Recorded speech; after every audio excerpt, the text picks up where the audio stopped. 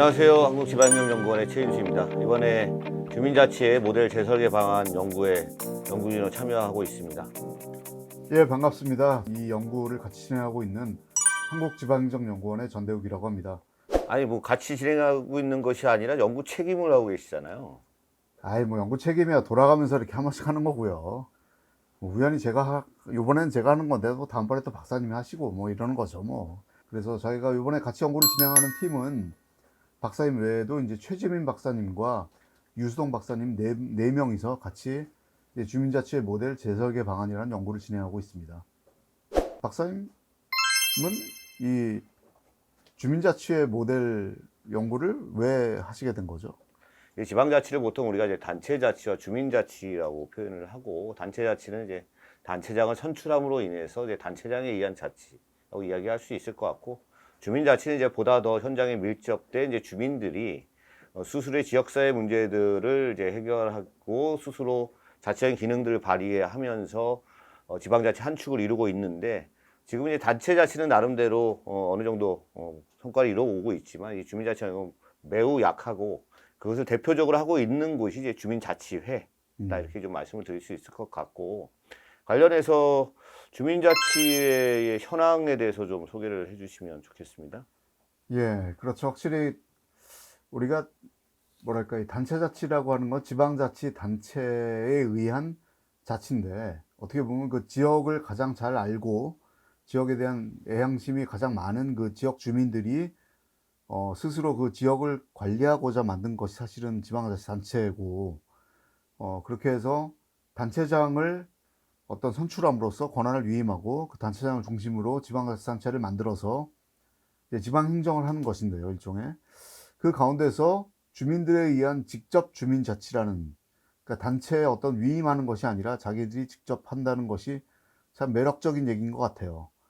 다만 그 얘기 속에서 그러면 직접 주민들이 자치단체장을 선출하지 않고 주민들이 직접 지방행정을 할 수 있느냐, 이런 측면에서 본다면 확실히 큰 뭐 시청이나 이런 것들을 주민들이 직접 들어가서 관리하기는 쉽지 않은 것 같고, 어떻게 보면 가장 작은 단위, 그러니까 우리 식으로 얘기하면 가장 작은 행정구역인 뭐 읍면동 정도의 수준에서 읍면동 사무소를 직접 주민들이 관리한다는 이런 아이디어인 것으로 저는 이해하고 있는데요.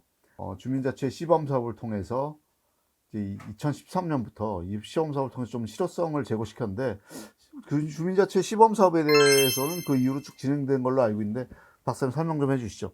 주민자치위원회가 1999년 또는 2000년부터 해서 전국에 3,500여 개의 읍면동 중에 대략 계속적으로 이제 증가를 했었죠. 그리고 해서 2012, 13년 경에는 전국에 3,500여 개 중에 한 2,600, 700개 예, 정도까지 3,500개 읍면동. 예, 주민자치위원회가 만들어졌었는데, 나름대로 이제 좀 한계가 존재하는 것들은 이제 주민자치위원회가 주민의 대표 조직으로 성장하기보다는 약간은 이제 행정의 보조적인 역할 또는 자문위원격인 역할 또는 주민자치센터의 그런 프로그램, 문화 프로그램, 뭐 여가 프로그램, 그런 교육 프로그램들을 운영하는 정도의 수준에 머물러 있었다라고 판단이 되었었죠. 그래서 박근혜 정부에 들면서 지방자치분권 및 행정체제 개편에 관한 특별법 조항에 주민자치라고 하는 27조, 28조, 29조의 조항이 있습니다. 이 조항에 따라서 행정안전부 장관은 주민자치 시범 실시할 수 있다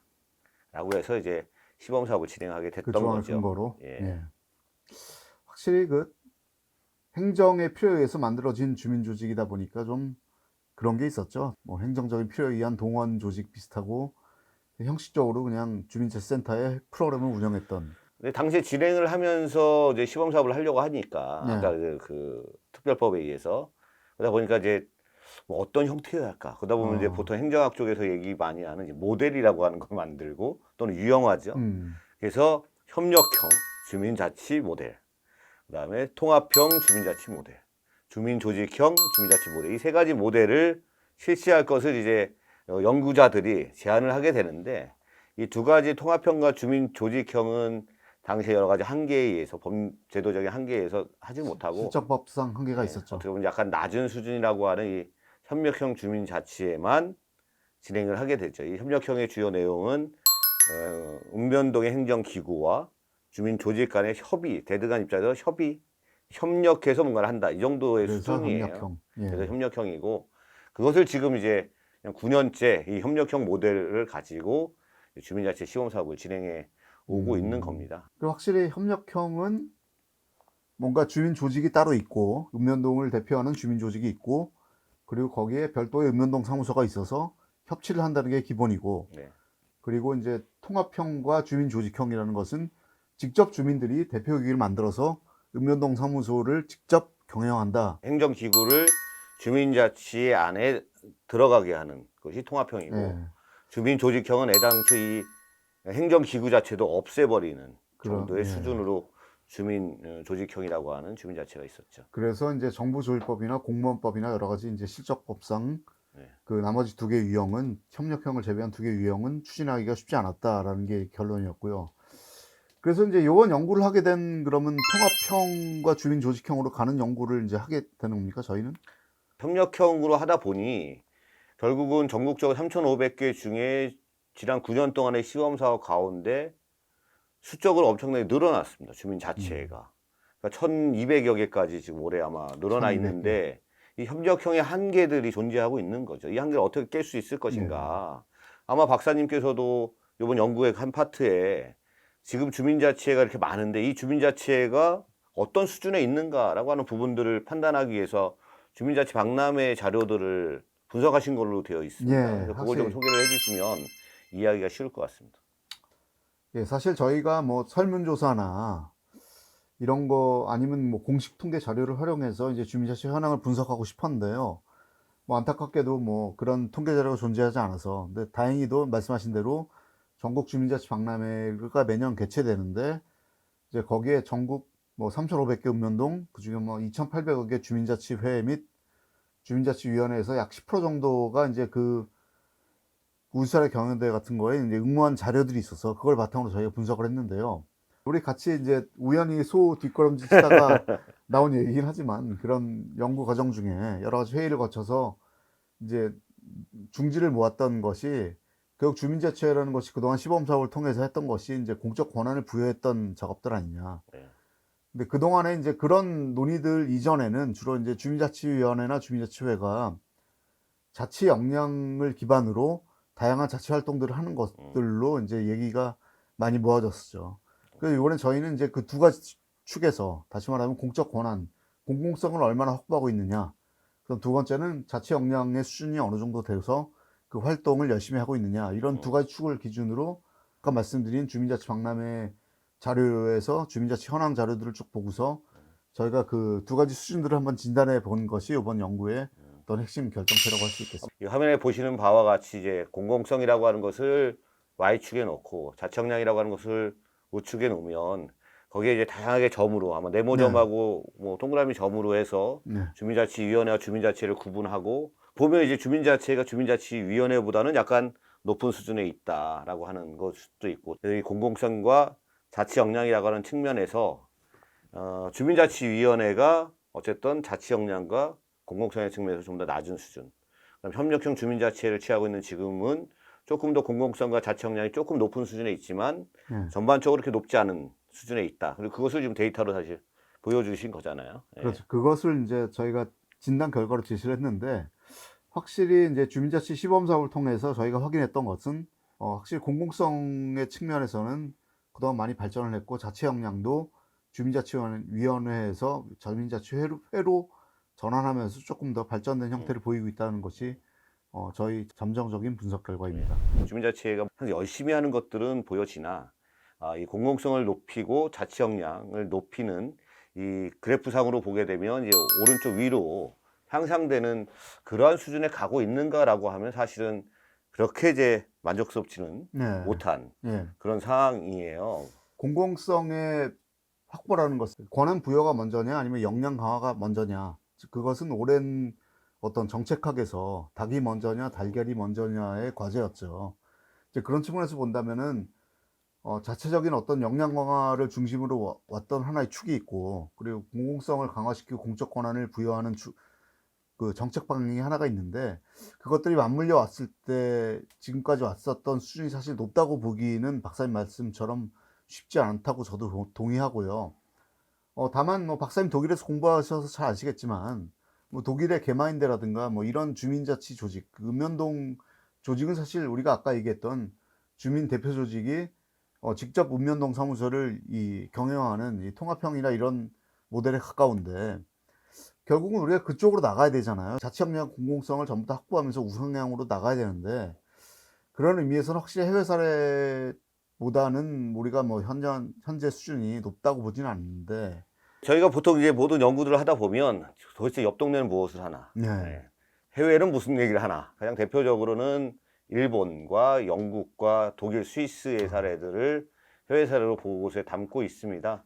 간단하게 말씀을 드리면 일본의 정례회는 지금의 한국의 자치회 정도의 수준, 그러니까 협력형 정도의 수준이 아닐까 저는 그렇게 판단을 할 수 있을 것 같고, 페리시 위원회는 때에 따른 자체적인 약간 조세권들, 상급 지방자치단체에서 조세권을 이제 약간 부여받는 형태도 있고, 150명 이상이 되면 페리시 위원회를 만들 수 있는, 이것은 한편으로 보면 이제 준자치단체 정도가 아닐까 생각이 들고요. 독일과 스위스의 꼼뮌이나 개마인대는 자치단체이다라고 하는 측면에서 저희 보고서에도 읍면동 자치단체화라고 하는 단어가 있는데, 이러한 독일이나 스위스의 공공성과 자치 역량이 꽤 있는 그런 자치단체도 염두에서 고민할 필요가 있지 네. 않을까라고 하는 그런 생각이 확실히 있습니다. 그 말씀을 듣고 나니까 이 행정안전부의 지방자치 정책에서 얘기하는 이 지방자치단체 기관 구성 다양화라는 네네네. 키워드가 예. 좀 머릿속에 떠오르네요. 예, 예. 2020년 12월 9일 날 지방자치법이 전부 개정되면서 그 안에 지방자치단체의 기관 구성을 다른 방식을 취할 수 있다. 다른 방식으로. 즉 단체장을 선출하고 그다음 지방의회를 선출하는 거 두 가지만이 아니라 때에 따라서는 지방의회에서 단체장을 뽑는 방식도 가능. 그러니까 스위스나 독일에서 그런 사례들도 좀 전무 있고요. 경영위를 선출하듯이 그렇게 할 수도 주주총회에서 있는 거죠. 경영위를 선임하듯이 예. 이렇게 그래서- 의회를 만들고 맞습니다. 단체장을 선임한다. 예.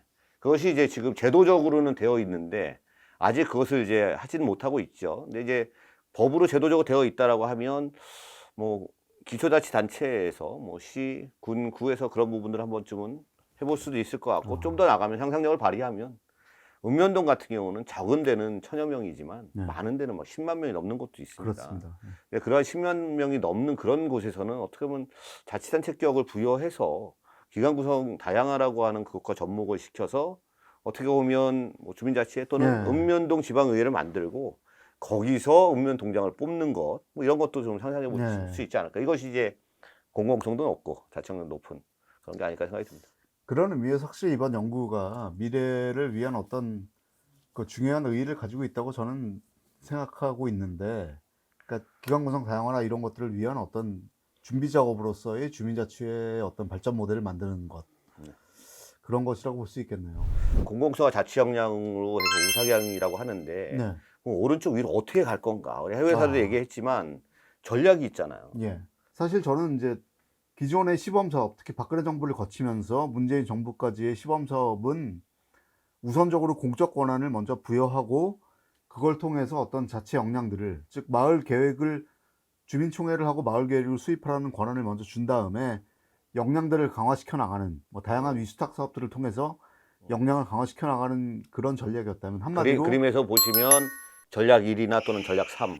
그렇죠. 그렇죠. 네. 즉 공공성을 먼저 선 공공성 후 자치 역량 견인 전략이라고 본다면, 확실히 이번 윤석열 정부에서는 이제 민간의 역량을 강화시키고 민간의 중요성을 부각시킨다는 즉슨 좀 자치 역량을 먼저 강화시키면서 그걸 통해서 공공성을 제고시키겠다. 즉 선 자치 역량 강화 후 공공성 제고 전략. 그림에서 보시면 전략 2 또는 그렇습니다. 전략 4라고 하는 이 측면일 것 같고 가장 뭐 이상적으로는 그림에서는 그것이 두 개가 밸런스를 그렇죠. 맞춰서 공공성과 자치 역량이 함께 이렇게 쫙 올라가는 가운데 그렇습니다. 전략 5번 그 전략이 가장 좀 좋을 것 같긴 합니다. 저는 이제 이번에 국정과제가 지난 7월 27일인가요? 국무회의를 네. 통해서 국정과제가 확정이 됐죠. 120개 국정과제가 만들어졌는데 거기에 보면 111번 국정과제에 주민자치의 개선이라고 하는 실천 과제가 들어가요. 그리고 그 내용을 살펴보면 주민자치의 다양성, 그러니까 농촌의 특성과 도시의 특성이 다른 이런 부분들을 특성을 살려서 지원하겠다라고 하는 네. 부분이 하나 있고요. 또 하나는 주민자치에 대한 법적 근거를 마련하겠다라고 하는 이 부분은 사실 문재인 정부나 이전부터 계속 얘기됐던 부분들이고 현장에서 움직이는 주민자치위원들이 계속 주장해 오시고 요구해 오시는 거예요. 근데 그게 국정과제에 들어가 있다라고 하는 건 매우 잘된 현상이다라고 생각이 들어서 연구 책임으로서 이 연구가 잘 마무리돼서 그걸 좀 서포트할 수 있는 그런 예. 보고서가 되었으면 좋겠다는 생각을 합니다. 저희 조그만 희망사입니다. 그 국정과제가 확실히 이제 뭐 민간 부분의 중요성 그리고 지역 맞춤형 어떤 지역 발전의 중요성들을 강조하고 있는 가운데서 이제 특히 주민자치 정책을 살려서 어떻게 지역 맞춤형 지방행정과 지방자치를 구현할 것이냐 뭐 이런 측면에서 본다면 뭐 대단히 이제 중요한 국정과제의 기초자료가 될 것으로 이제 생각하고 있고요. 그래서 앞으로 이제 저희 연구 보고서의 많은 독자분들도 이런 점에 유의해서 이제 보고서를 읽어주시면 저희는 진심으로 감사드리겠습니다. 예, 저희 전대욱 연구 책임하고 연구주 참여하고 있는 최인수, 최지민, 유수동 4명 모두 다 열심히 해서 보고서 잘 마무리되어서 좋은 성과를 낼 수 있도록 하겠습니다. 예, 박사님 잘 부탁드립니다. 예, 예, 수고하셨습니다. 수고하셨습니다. 예.